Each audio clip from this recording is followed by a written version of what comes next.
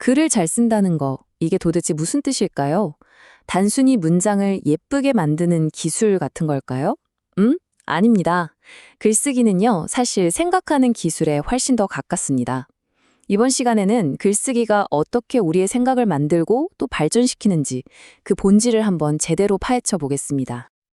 자, 바로 이 질문이죠. 아니, 요즘 챗 GPT 같은 AI가 글 다 써주는데 우리가 굳이 머리 싸매고 글쓰기를 배울 필요가 있나? 이런 생각 진짜 많이들 하시잖아요. 그냥 이것 좀 써줘 하면 뚝딱 그럴듯한 글이 나오는데 말이죠. 어쩌면 글쓰기라는 능력이 이제는 좀 구시대의 유물이 되는 걸까요? 정말 그런지 지금부터 한번 같이 따져보죠. 좋습니다. 그럼 먼저 이 인공지능 시대에도 글쓰기가 왜 여전히 우리한테 아주 중요한 무기가 될 수 있는지 그 본질적인 가치부터 하나씩 살펴보겠습니다. 아마 많은 분들이 글쓰기 하면 그냥 학창 시절에 했던 숙제, 뭐 이 정도로 생각하실 거예요. 사실 저도 그랬거든요. 근데 있잖아요. 글쓰기는 우리 삶 전체에 걸쳐서 정말 필요한 핵심적인 능력입니다. 특히 학교 졸업하고 사회에 딱 나가보면, 아, 이게 진짜 중요하구나 하고 확 실감하게 되죠. 한번 생각해 보세요. 우리가 직장에서 쓰는 보고서 한 줄, 또 복잡한 데이터를 싹 정리해서 보내는 이메일 한 통, 심지어는 계약서에 들어가는 문구 하나하나까지 사실 우리 사회는 글로 움직인다고 해도 과언이 아니에요.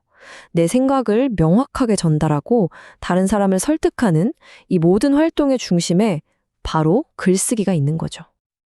자, 그럼 이제부터 글쓰기가 가진 아주 특별한 힘, 그러니까 우리가 배울 수 있는 일종의 슈퍼파워에 대해서 이야기해 볼게요. 우리가 글을 쓸 때요, 우리도 모르는 사이에 엄청난 능력들을 발휘하고 있거든요. 이 자료에서는 이걸 아주 재밌게 슈퍼파워라고 부르는데 총 5가지가 있다고 합니다. 과연 어떤 힘일까요? 하나씩 한번 열어보겠습니다. 첫 번째 슈퍼파워는 가장 기본적이면서도 가장 강력한 바로 소통 능력입니다. 한번 생각해 보세요. 말은 하는 순간 휙 사라지잖아요? 근데 글은 남아요. 우리는 수천 년 전 사람의 생각도 책을 통해서 만날 수 있죠. 바로 이렇게 글이라는 건 시간과 공간을 뛰어넘어서 복잡한 아이디어를 아주 정확하게 전달하는 엄청난 힘을 가지고 있습니다. 두 번째는요, 사회 문화적 참여입니다. 이게 무슨 말이냐면 우리는 글을 읽고 또 쓰면서 우리 공동체의 일원이 되고요. 사회적으로 중요한 대화에 참여하고 또 문화적인 유산을 계속 이어가는 거예요. 그러니까 글쓰기는 우리를 더 넓은 세상과 연결해주는 아주 중요한 통로인 셈이죠. 자, 이제 여기서부터 진짜 흥미로워집니다. 세 번째 슈퍼파워는 바로 새로운 의미를 창조하는 힘이에요. 보통 글쓰기라고 하면 머릿속에 이미 다 완성된 생각을 그냥 종이에 옮겨 적는 거라고 생각하기 쉽잖아요.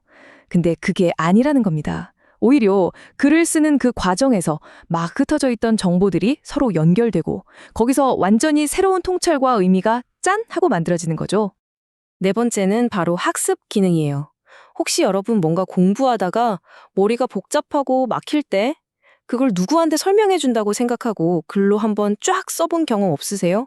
신기하게도 글을 쓰다 보면 내가 뭘 제대로 알고 있고 또 뭘 어설프게 알고 있는지 그게 아주 명확하게 드러나거든요. 그래서 글쓰기만큼 효과적인 학습 도구도 없다고 하는 겁니다. 네, 바로 이겁니다. 글쓰기는 거울이다. 내 머릿속을 그대로 비춰주는 거울과 같은 거죠. 내가 안다고 그냥 착각하고 넘어갔던 것들의 실체가 그 거울 앞에선 다 드러나는 거예요. 그렇기 때문에 가장 정직하면서도 가장 강력한 학습 도구가 될 수밖에 없는 겁니다. 그리고 마지막 5번째 슈퍼파워는 자기 성찰입니다. 우리가 일기를 쓰거나 그냥 혼자 이런저런 글을 쓰다 보면 자연스럽게 내면을 깊이 들여다보게 되잖아요. 복잡했던 감정들이 정리되고 나 자신을 더 깊이 이해하게 되죠.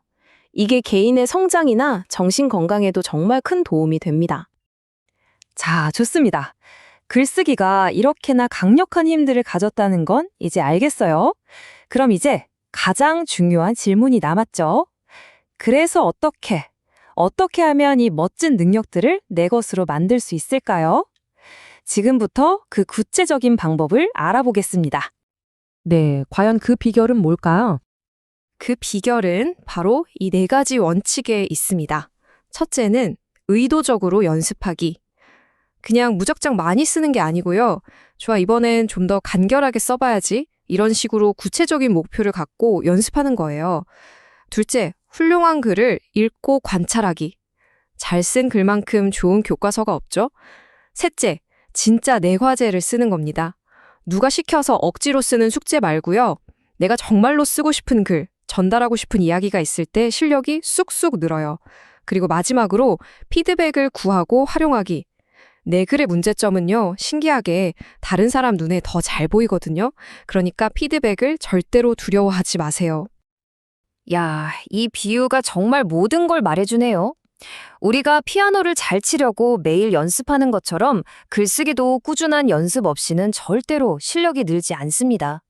물론 연습한다고 다 완벽해지는 건 아니겠지만 적어도 연습 없이는 그 어떤 발전도 없다는 점, 이건 꼭 기억해야 합니다. 자, 이제 오늘 이야기의 가장 중요한 핵심으로 다시 돌아왔습니다. 다시 한번 강조할게요. 글쓰기는 곧 생각하기입니다. 바로 이 문장이 오늘 이야기의 결론이라고 할 수 있습니다. 우리는 흔히 머릿속에 다 완성된 생각을 글로 그냥 옮겨 적는다고 생각하지만 사실은 그 정반대라는 거죠. 하얀 화면 위에서 단어를 고르고 문장을 이리저리 연결해보는 그 과정 속에서 비로소 생각이 태어나고 다듬어지고 마침내 완성되는 겁니다. 이 비유 정말 멋지지 않나요? 글을 쓴다는 건 단순히 빈 페이지를 채우는 행위가 아니라는 겁니다. 오히려 하나의 아이디어를 가지고 그 구조를 설계하고 벽돌을 쌓아 올리듯 하나의 멋진 건축물을 만들어가는 과정이라는 거죠. 인공지능이 앞으로 아무리 더 발전하더라도요, 스스로 질문을 던지고 흩어진 정보들을 연결해서 새로운 의미를 만들어내고 또 그걸 통해 자기 자신을 돌아보는 이 생각의 건축 과정만큼은 오직 우리 인간만이 할 수 있는 영역일 겁니다. 자, 오늘 여러분은 글쓰기를 통해 어떤 멋진 생각을 지어보시겠습니까?